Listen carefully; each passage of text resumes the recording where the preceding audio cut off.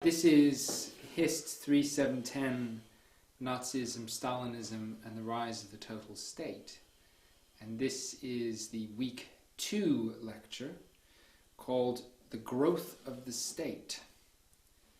Now, in the introductory lecture last week, we talked about the fundamental aims, the fundamental questions of the modules. We were thinking about what is totalitarianism and whether it is a useful concept.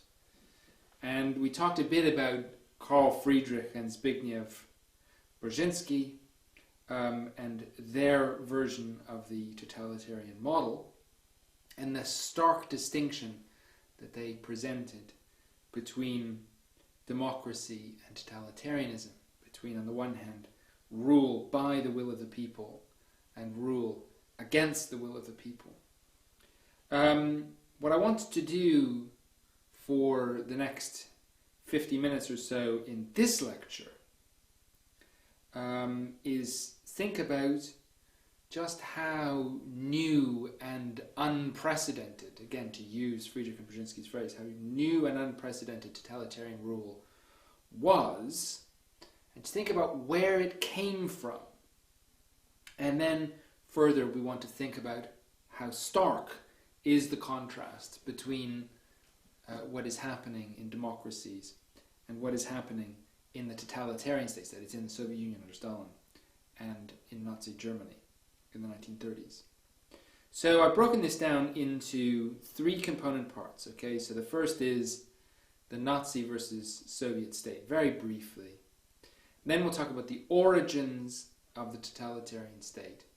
And thirdly, we'll talk about totalitarianism in contrast to democracy. Okay, so starting with this first point, the Nazi versus the Soviet state, the explicitly comparative element. There are certainly striking similarities between these two states. Of course, both did aspire to undertake revolutionary transformations in their respective societies. The Nazis wanted to create a racially pure Greater Germany. The Soviets wanted to build communism, to create a radically egalitarian society. And both revolutions, importantly, involved the total mobilization of resources, of human and material resources. So these are both mobilizational states. Both revolutions required enormous bureaucracies, and indeed both had powerful leaders. And both of these states demanded total commitment from every member of society, and both harshly punished any and all dissent. Now, from the perspective of the average citizen, there were also quite a few similarities. So a German visiting the Soviet Union or a Russian in Germany would have been struck by the pervasive symbolism of the regime, or would perhaps have considered the pervasive symbolism of the regime perfectly normal. So we have, for example, the hammer and sickle, that pervasive symbol of the Soviet Union, of communism, and the swastika in Nazi Germany, all adorning public buildings, billboards and flags. And images of the leader were also very common in both. So both Hitler and Stalin were portrayed as the embodiment of the will of the nation, almost superhuman in their understanding, but very human in their care and concern for the common man. That is, in their respective sort of propaganda systems. The average citizen might have been struck by the frequent festivals and celebrations. So, for example, in the Soviet Union we have Red Army Day. In Germany we have celebrations of Nazi martyrs. In both there was a celebration of the leader's birthday.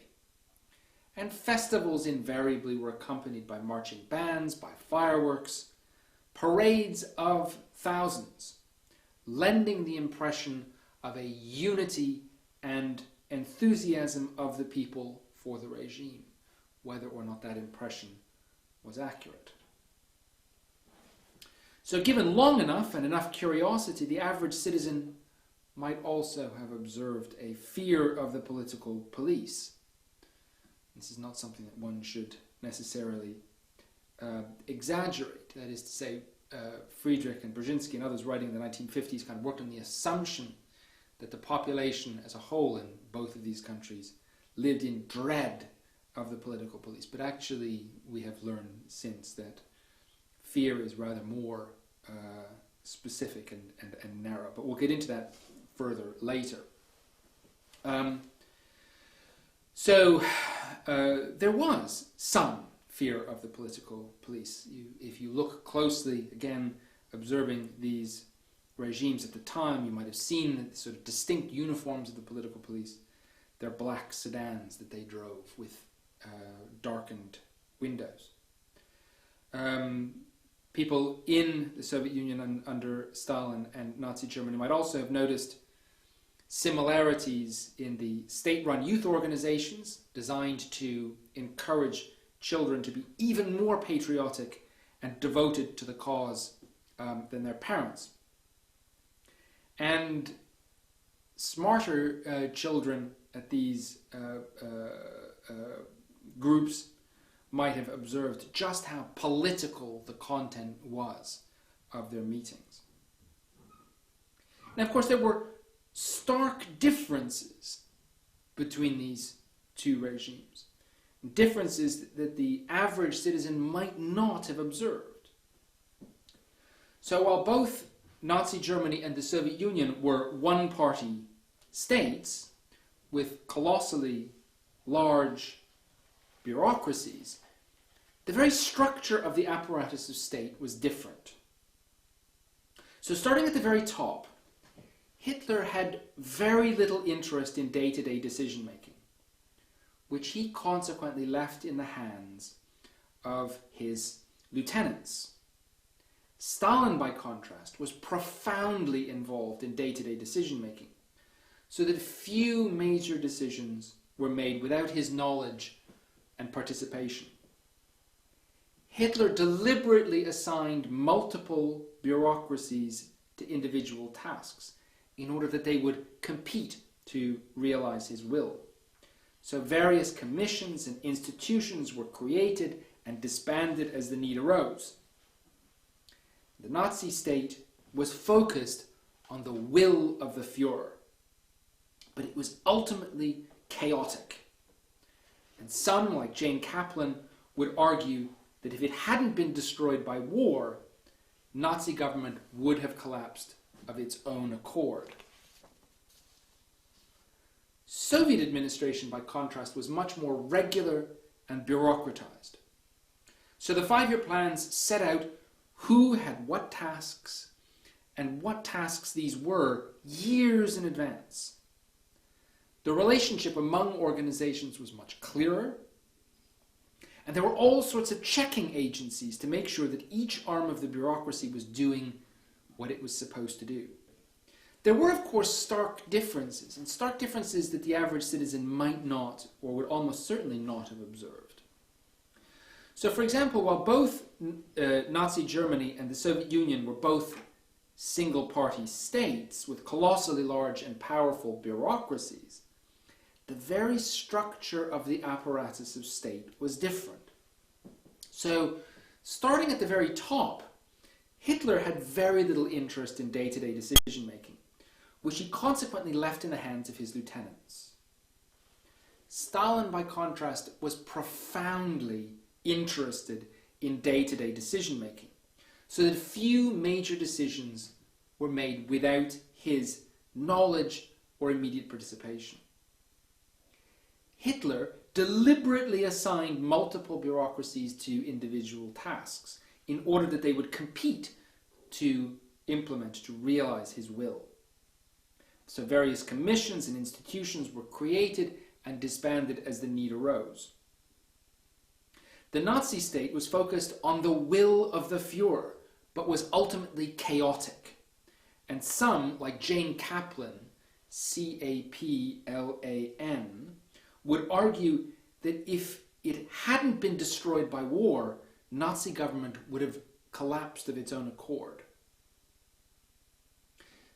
Soviet administration, again, by contrast, was much more regular and bureaucratized. So the 5-year plans set out who had what tasks and what those tasks were years in advance. The relationships among institutions were much clearer, and there were all sorts of checking agencies to make sure that each arm of the bureaucracy was doing what it was supposed to. The problem in the Soviet case was that the plans were irrationally ambitious. None of the agencies could do what was required of them, so they broke whatever rules they could get away with breaking and hid information they could from the regime in order to give the impression that they were fulfilling the plan, when indeed they weren't. And in the end, the regime was very successful at mobilizing resources, and when it set priorities, it could get things done very quickly. But anything that it was a third or a fourth level of priority tended to get starved of resources.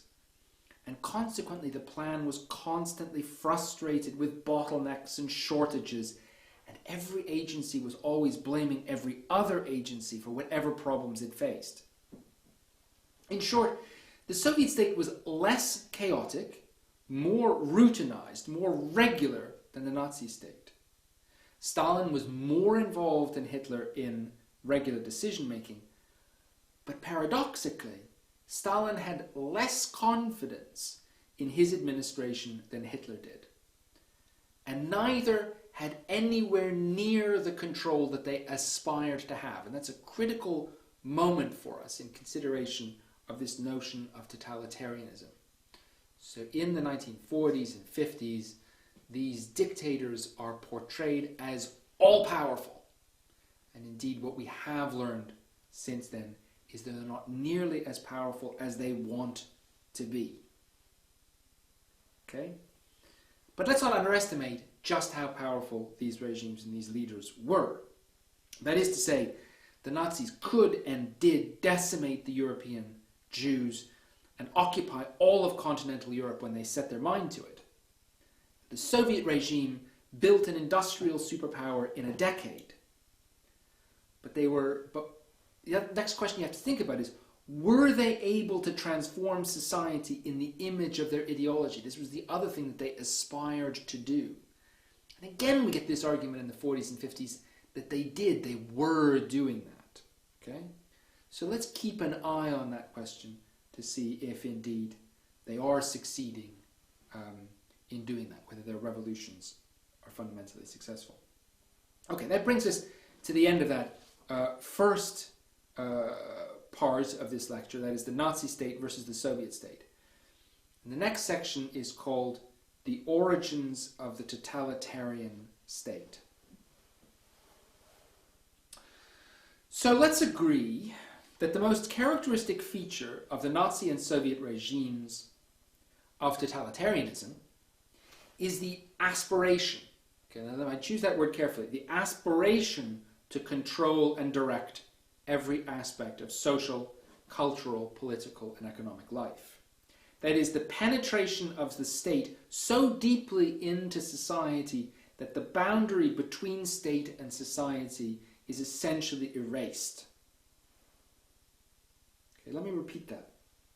Let's agree that the most characteristic feature of Nazi and Soviet regimes, of totalitarianism, is the aspiration to control and direct every aspect of social, cultural, political, and economic life. The penetration of the state so deeply into society that the boundary between state and society is essentially erased. Now this contrasts very starkly with our image of what democracy is all about. In democracies, we're supposed to be concerned to prevent the state from arrogating too many powers. If people don't like what the government is doing, they can throw them out at the next election. There is not a single party, but at least two, or as many as there are interests in society to be represented. And of course, there are other protections, right? People are considered innocent until they are proven guilty. They are protected from arbitrary arrest.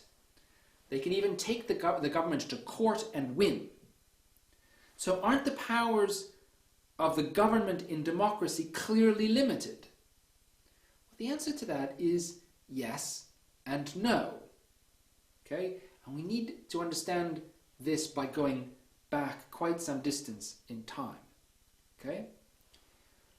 So from the Middle Ages until the end of the Second World War, the state, both democratic and otherwise, was growing, was taking on new responsibilities and powers, was playing a greater and greater role in the lives of subjects and citizens. So it was gradually, stage by stage, erasing or narrowing the boundary between state and society. Now, it's been argued, and I think most convincingly, that the primary cause for the growth of the state was military. So historians have pointed out that the modern state emerged in the 100 Years' War, that is, ending in the mid-17th century. The war shattered the medieval state with its strong nobility and replaced it with a centralized state under a strong single monarch. Then, the Napoleonic Wars added a new dimension. Wars were fought not between and among dynasties, rulers, but between nations. So we have mass mobilization. Not tens of thousands of professional soldiers fighting, but hundreds of thousands of conscripts. Further, thus, increasing the need for a strong state to support strong armies.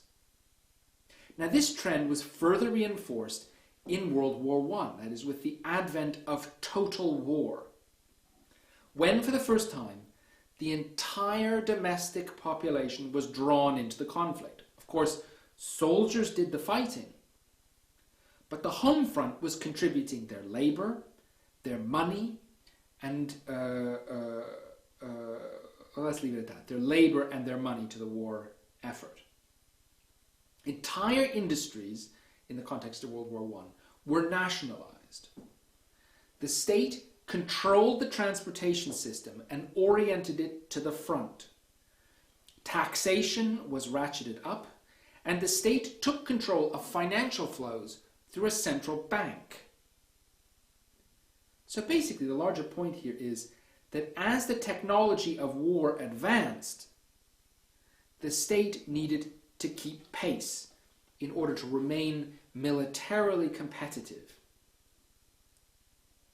But while most of the states of Western Europe and North America withdrew, at least partially, from their control of markets and industries after the war, the totalitarian states, that is, again, Nazi Germany and the Soviet Union, only deepened and extended that control.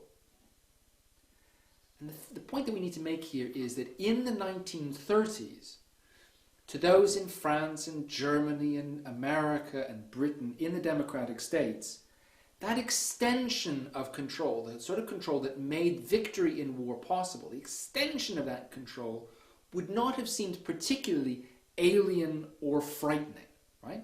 It helped win the war. And indeed, when that kind of mass mobilization helps the Soviet Union and Nazi Germany overcome the effects of the Depression, it seems very attractive. Okay? Now, we need to consider not only military change in explaining the growth of the state, the origins of the totalitarian state. Let's consider a bunch of other factors, okay? So if military change is our first point, our second point is nationalism. Okay? Let's consider the role of nationalism in the growth of the state. So revolutionary France France was the first country to mobilize the masses for its purposes. Until the end of the 18th century, the state rarely took any interest in what the common man was doing and thinking. The state really is too weak to do that. But in this respect, nationalism was an extremely potent weapon in the hands of the state. So in the aftermath of the French Revolution, the state actively encouraged nationalist sentiment. So the state created symbols of the nation. A national anthem, in the case of France, this is the Marseillaise. A national flag, the tricolour. The state employed poets and artists and painters to celebrate the state in their work and to encourage the citizen to patriotic sentiments. So there are huge festivals that celebrated the state, like Bastille Day, that celebrated the collapse of the Ancien Régime and encouraged the French to transfer their primary loyalty from the family or the village to the nation. And Napoleon's wars of conquest proved the extraordinary potency of patriotism, of nationalism. So other countries follow suit, with their own flags, their own national anthems, and celebrations of the state. So we have Independence Day in the United States, Flag Days, Memorial Days, whipping up nationalism and loyalty to the state. Okay? Now the totalitarian states only took this one step further. They did have their own celebrations, so we have May Day in the Soviet Union, March on Rome Day in Italy, Nuremberg Party Days, or the Führer's birthday in Germany. And the parades we associate with totalitarian regimes, this sort of thousands of people marching in lockstep, in unison, saluting their leader in unison. They all have their origins in the French Revolution. But what Nazi Germany and the Soviet Union use is their monopoly of communications. So their control of radio, of film, of print media, to reinforce a message of unity, of patriotism, to repeat it relentlessly, to give the impression of a unity behind the will of the leader, right? The Heil Hitler salute is the imposed greeting, where you can't not use that greeting. And it leaves you with this impression that perhaps your loyalty to the regime might be in some doubt, but everyone around you seems completely devoted to the regime. Right? So the totalitarian regimes are taking things just one step further. Okay. Further then, in understanding the growth of the state. We've done military change and nationalism. Let us talk about education. Let's think about the expanding role of the state in education. And the role of education in shaping the citizen is a rather, perhaps more interesting way of putting it. Until the end of the 18th century, and again, back to the Enlightenment we go, education was in the hands of the church or the individual. And the majority of the population in Europe received no education at all. The idea of state education emerges only in the late 17th century with military change and the growth in the size of government. And then, of course, with the Enlightenment. In short, the growing state needed engineers, it needed officers and officials, it needed chemists, it needed all sorts of specialisms. Okay, these were specialisms that were needed for the army and the bureaucracy. Now it's in the mid-18th century that the French philosopher Jean-Jacques Rousseau observed that education should be used to encourage loyalty to the state. And as the system of state education grew, and teachers were employed as state officials, they were instructed to instill patriotic feelings in students. Now, rather than France, it was Prussia, that is, that German state that drove the process of unification in 1870. Prussia was the first country to institute a near universal education. So by 1837, 80% of Prussian school children were attending school. France, for example, was well behind. But when Prussia captured Alsace-Lorraine in the Franco-Prussian War of 1870, that changed very suddenly. The French government then recognized not only the advantage of universal education, that is, in military preparedness, but also the opportunity to inculcate in French youth a burning patriotism and willingness to make every sacrifice necessary to revenge French honor. Italy instituted compulsory universal education in 1877, Britain only in 1890, Spain in 1908, and each carefully and insistently was using the educational system to produce good and loyal citizens. That is to say, they were using state schools to promote an ideology.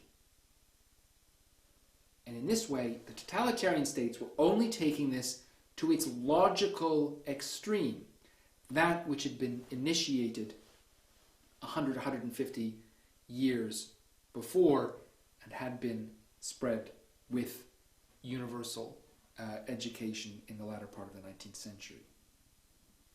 Okay, so we looked at military change, nationalism, education. Now let's talk about policing. The power of the state was also increasing as the state played a growing role in the protection of the property of its wealthy citizens.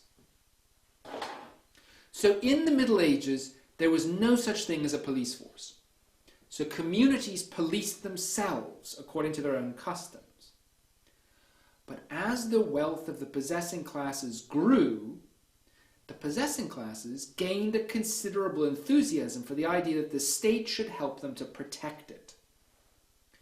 So by the end of the 18th century, Locke and Montesquieu were arguing that private property was an inalienable law of nature, and that the state existed in no small part to defend private property. Now, the issue became even more pressing in the 19th century as industrialization brought millions of poor citizens into the cities, creating an ever-growing fear of the mob and a sense of threat to the very foundations of the establishment. Now, the first police forces in Europe were created in the early 19th century. So for the first time, the state was taking an active role in monitoring the behavior of citizens. So London had its bobbies, named after Home Secretary Robert Peel, in 1829. Between 1805 and 1842, the number of prosecutions undertaken by the state in Britain increased 7 times, and the number of police per thousand of the population continued to rise. Now, it's Germany and Russia that where the state took this sort of monitoring and enforcement one step further. So in the middle of the 19th century, the Tsar and Kaiser set up government departments to collect information on all criminal and subversive activities, and employed a large network of informers to help do this work. So these were the precursors of the Gestapo and of the KGB, the OGPU NKVD, the political police in the Soviet Union. And at the turn of the century, the turn of the 20th century, it was not at all clear that there was a distinction to be made between the Tsarist Third Department, that is the Tsarist, the Imperial Russian Secret Police, for example, and the American FBI, created in 1908. So, certainly, the possessing classes had few qualms about the state fighting corruption, fighting fraud, and fighting subversion. The possessing classes had few qualms about the state keeping tabs on revolutionaries. And it was only after the scale of repression undertaken by the Stalinist and Nazi secret polices came to be known that the need for specific safeguards and protections against the arbitrary power of political police forces was universally recognized. Okay? So we need to think about how people thought about the policing of politics in the 1930s and how they thought rather differently in the 40s, 50s, and 60s. Okay? All of which is to say, okay, a bit of summarizing here, that the totalitarian model implicitly suggests that the protection of the individual from the state was always central to democracy, and that the total domination of society by the state was a recent invention of totalitarian regimes. And in fact, the growth of the state, the penetration of society by the state's growing demands on society, the manipulation of popular attitudes, control over resources, was an ongoing process in democracies and autocracies for centuries. And this is not to say that the appropriate limits for the power of the state were not discussed. And that is the essence of liberalism. But liberalism had its competitors. Okay? And it's worth thinking about how, too, the Nazi and Soviet regimes considered themselves more democratic than the liberal democracies. So actually, definitions of democracy and what democracy was and could be were sort of burning debates through the 19th and 20th centuries. And I would encourage you, for example, to take a look at Jacob Talman's work, that's Talmon, The Origins of Totalitarian Democracy, to look at that very sort of early strand that sees this kind of unity of will as a form of democracy. It's in that sense that the totalitarian regimes saw themselves as democratic. Indeed, Stalin was deeply critical of Western democracies as representing the interests of the economic elites. That in fact there was a kind of false consciousness among the working class, that they didn't understand that power was held, that the systems were dominated by the possessing classes. And that's actually a pretty strong argument, okay? Particularly when one is considering the 1930s and before. Okay. Where does that take us to then? So it is actually in that, I didn't signpost that entirely well, but that last part was that sort of final part that I was promising you, that comparison of totalitarianism versus democracy. So apologies for not quite signposting that one properly, but never mind. So next week we will talk about the scientific management of society in our third lecture. So until then.